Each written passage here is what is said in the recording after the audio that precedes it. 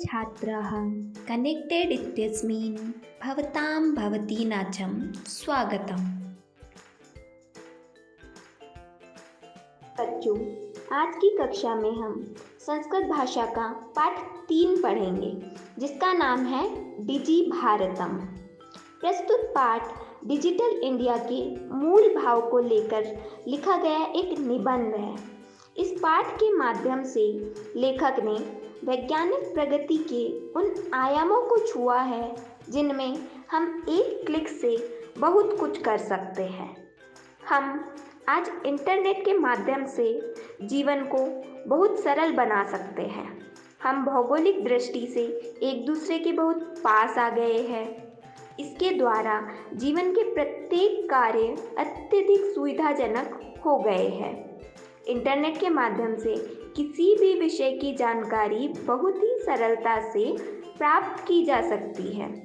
केवल एक प्रयास के द्वारा ज्ञान के विभिन्न आयामों को स्पर्श किया जा सकता है।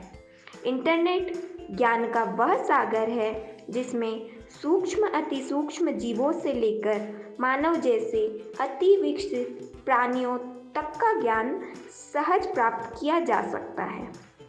ऐसे ही भावों को इस पाठ में हम अत्यंत सरल एवं सहज संस्कृत के माध्यम से पढ़ेंगे।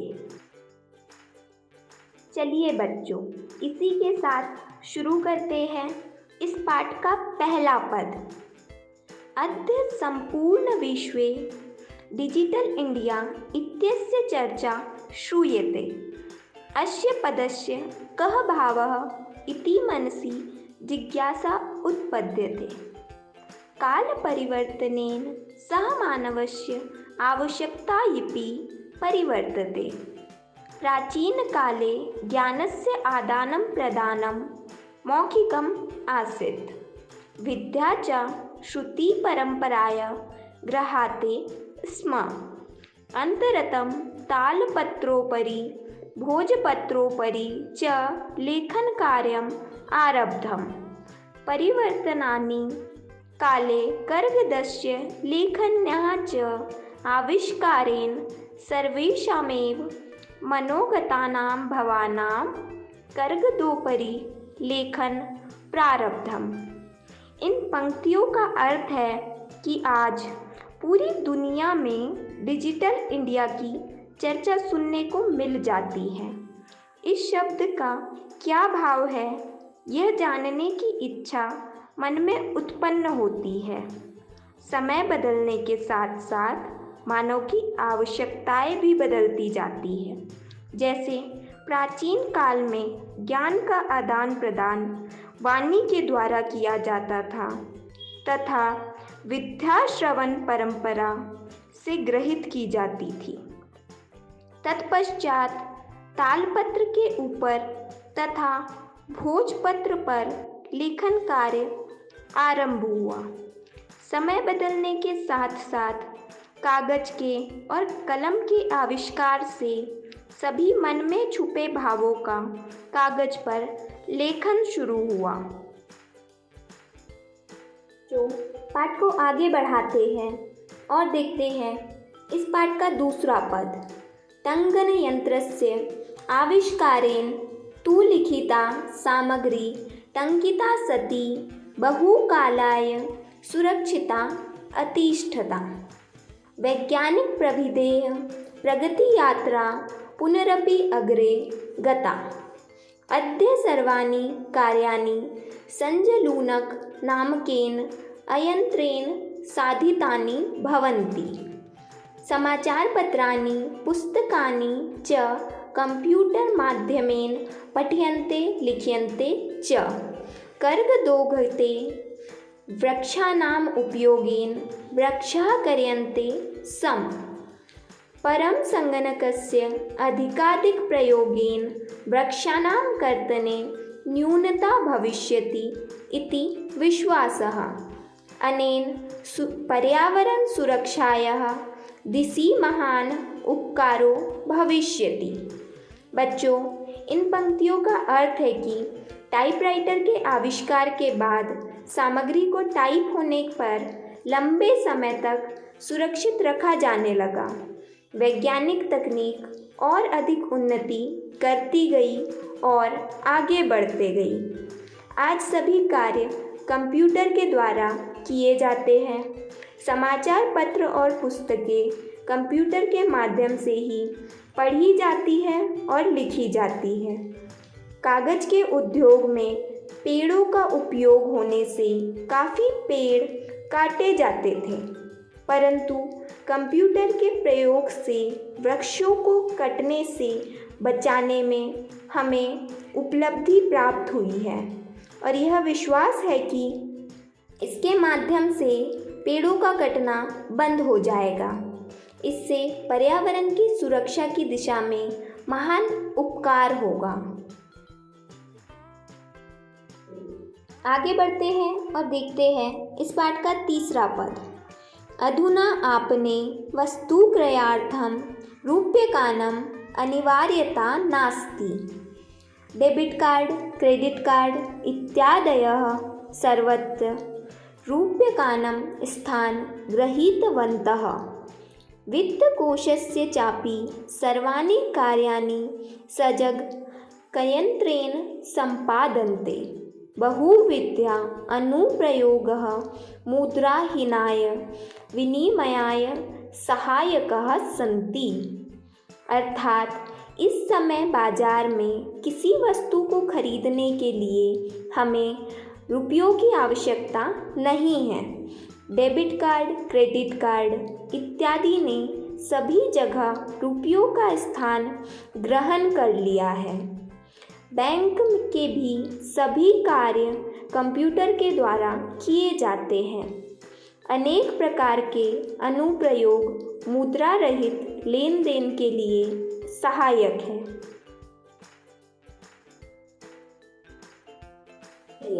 आगे बढ़ेंगे और देखेंगे इस पाठ का चौथा पद।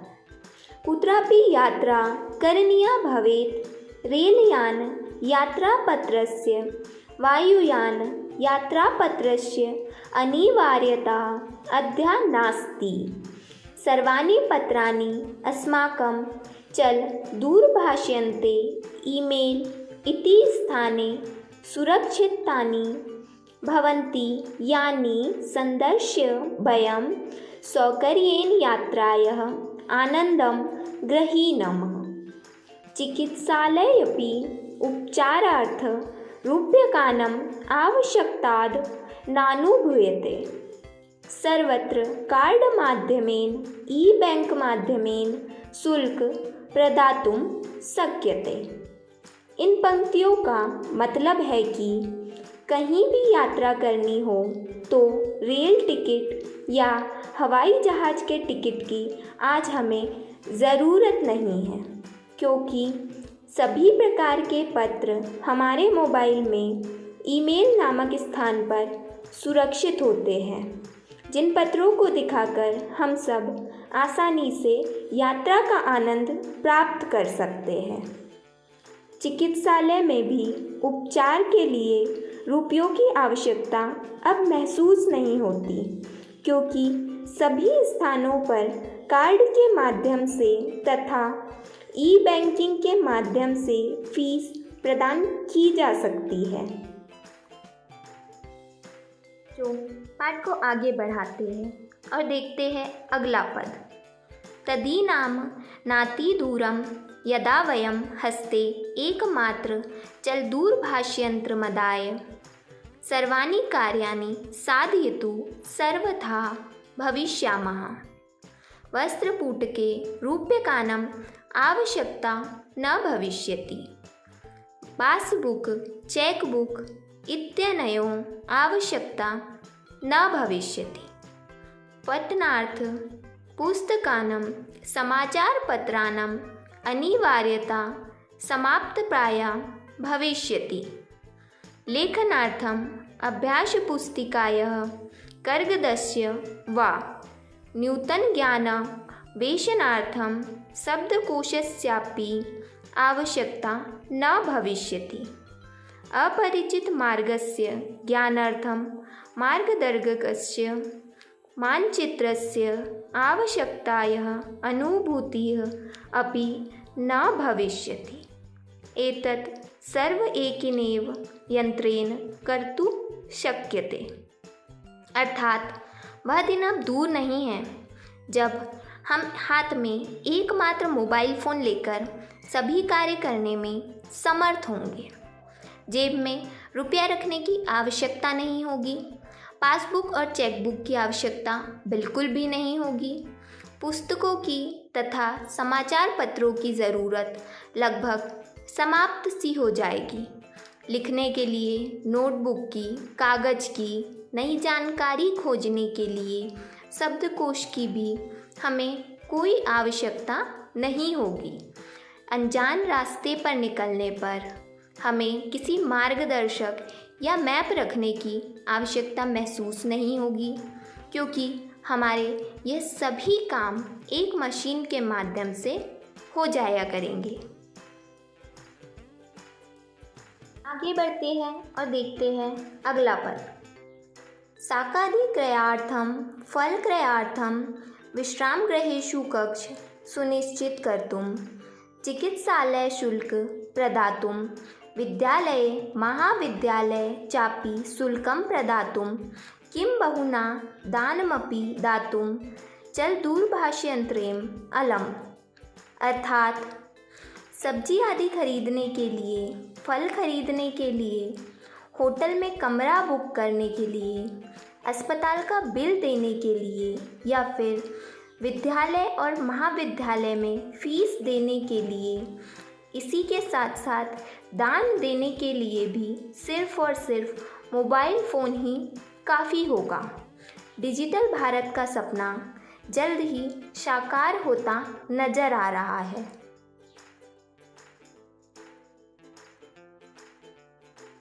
तो अंत में देखते हैं हमारे पाठ की कुछ अंतिम पंक्तियाँ।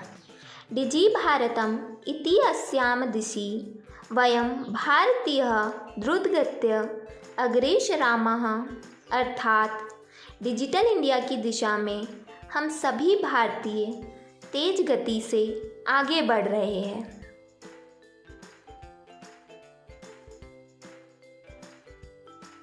आज के पाठ में हमने कई नए और कठिन शब्द देखे। अब बारी है उन शब्दों के अर्थ जानने की। तो चलिए देखते हैं उन नए और कठिन शब्दों के हिंदी अर्थ। जिज्ञासा। जिज्ञासा का अर्थ है जानने की इच्छा। उत्पद्यते अर्थात उत्पन्न होता है या उत्पन्न होती है। परिवर्तनी काले अर्थात परिवर्तन के समय में। अनंतरम अर्थात बाद में। कर्गदस्य अर्थात कागज का बना हुआ। प्रविधि अर्थात कोई तकनीक। चल दूरभाषयंत्रम अर्थात मोबाइल फ़ोन। रेलयान यात्रा पत्रम अर्थात रेल का टिकट। वायुयान यात्रा पत्रम अर्थात हवाई जहाज का टिकट। सौकर्येन अर्थात सुगमता से या आसानी से। अगला शब्द है सौंदर्य अर्थात दिखलाकर।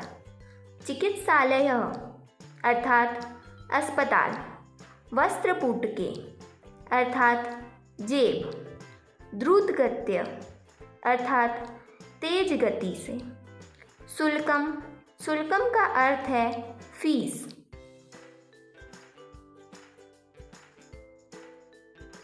चलिए अब देखते हैं इस पाठ के प्रश्न उत्तर। पहला प्रश्न है अधोलिखितानां प्रश्नानां उत्तराणि एकपदेन लिखत। अर्थात दिए गए प्रश्नों के उत्तर एक पद में लिखिए। पहला प्रश्न है कुत्र डिजिटल इंडिया इत्यस्य चर्चा भवति। अर्थात कहाँ पर डिजिटल इंडिया की चर्चा हो रही है। दूसरा प्रश्न केन सह मानवस्य आवश्यकता परिवर्तते। अर्थात किसके साथ मानव की आवश्यकताएं बदलती जाती है। तीसरा प्रश्न आपने वस्तूनां क्रयसमये केषाम् अनिवार्यता न भविष्यति। अर्थात वस्तु को खरीदने के समय अब हमें किन चीज़ों की आवश्यकता नहीं रही। चौथा प्रश्न, कस्मिन् उद्योगे वृक्षा उपयुज्यन्ते। अर्थात किस उद्योग में वृक्ष का प्रयोग किया जाता था। पांचवा प्रश्न, अद्य सर्वाणि कार्याणि केन साधितानि भवन्ति। अर्थात अब हमारे कार्य किसके द्वारा सिद्ध होने लगे हैं। चलिए अब देखते हैं दिए गए प्रश्नों के उत्तर। पहले प्रश्न का उत्तर है संपूर्ण विश्वे, अर्थात पूरे विश्व में। दूसरे प्रश्न का उत्तर है काल परिवर्तनेन, अर्थात समय बदलने के साथ। तीसरे प्रश्न का उत्तर है रूप्यकाणम, अर्थात रुपयों की। चौथे प्रश्न का उत्तर है कर्गदोग्धते, अर्थात कागज के कारखाने में। पांचवें प्रश्न का उत्तर है संगणक यंत्रेण, अर्थात कंप्यूटर से। देखते हैं ऊपर दिए गए प्रश्नों के उत्तर।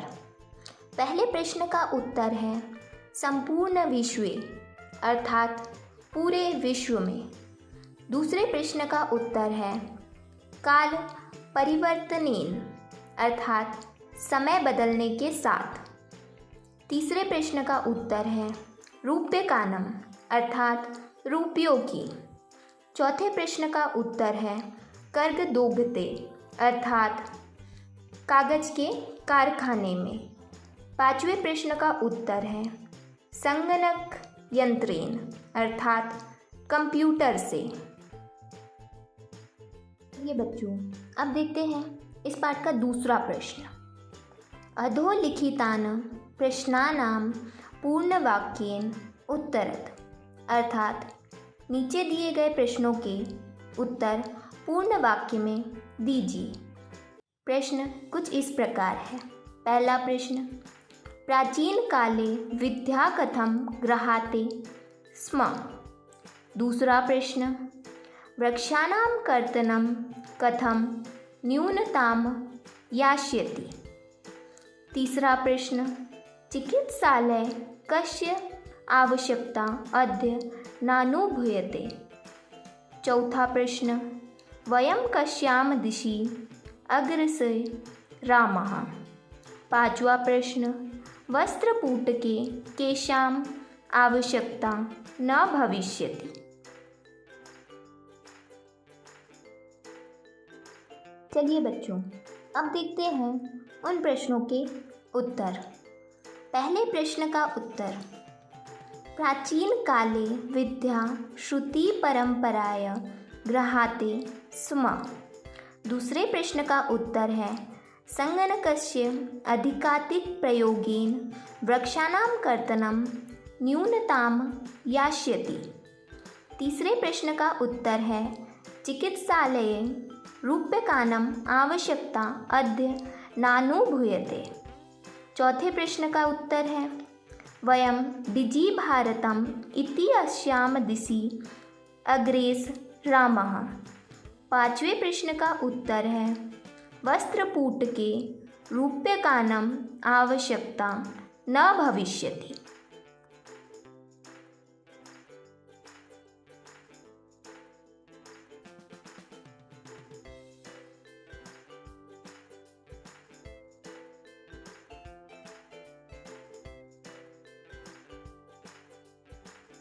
बच्चों प्रश्नों की श्रृंखला को आगे बढ़ाते हैं और देखते हैं इस पाठ का तीसरा प्रश्न। रेखांकित पदानिधिकृत्य प्रश्न निर्माणं कुरुत, अर्थात रेखांकित शब्द के आधार पर प्रश्न निर्माण कीजिए। आपके पद कुछ इस प्रकार है। क भोजपत्रोपरि लेखनं आरब्धम। इस वाक्य में रेखांकित शब्द है लेखनम। ख लेखनार्थम कर्गदस्य आवश्यकतायाः अनुभूतिः न भविष्यति। इस वाक्य में रेखांकित शब्द है कर्गदस्य। ग विश्रामगृहेषु कक्षम सुनिश्चितम भवेत्। इस वाक्य में हमारा रेखांकित शब्द है विश्रामगृहेषु। घ सर्वाणि पात्राणि चलदूरभाषयंत्रे सुरक्षितानि भवन्ति। इस वाक्य में रेखांकित शब्द है चलदूरभाषयंत्रे। च वयम् उपचारार्थ चिकित्सालयं गच्छामः। इस वाक्य में रेखांकित शब्द है उपचारार्थ। बच्चों, ये रहे आपके तीसरे प्रश्न के उत्तर। क भोजपत्रोपरि किम् आरब्धम। ख लेखनार्थं कस्य आवश्यकतायाः अनुभूतिः न भविष्यति। ग कुत्र कक्षं सुनिश्चितं भवेत्। घ सर्वाणि पत्राणि कस्मिन् सुरक्षितानि भवन्ति। ण वयं किमर्थं चिकित्सालयं गच्छामः।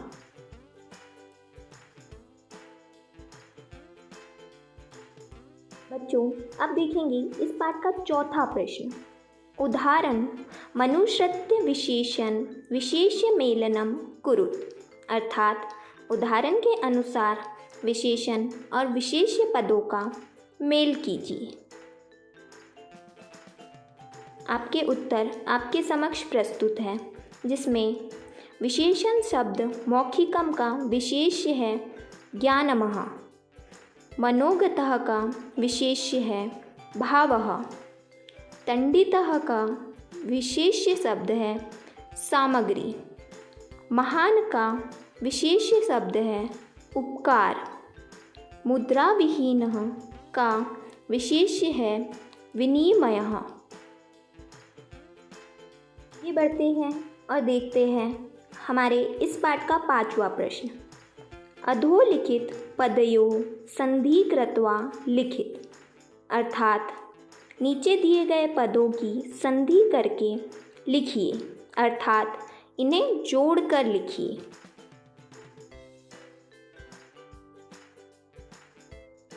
तो आगे बढ़ते हैं और देखते हैं इस पाठ का छठवां प्रश्न। उदाहरण के अनुसार नीचे दिए गए पदों से वाक्य बनाइए। बच्चों, आपके वाक्य कुछ इस प्रकार है।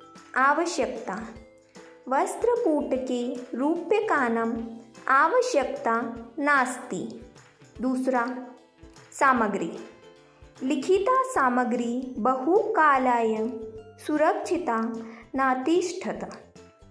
तीसरा पद पर्यावरण सुरक्षा, पर्यावरण सुरक्षा आवश्यकता का अस्ति। चौथा पद विश्रामगृहं पर्यटकाः विश्रामगृहं गच्छन्ति।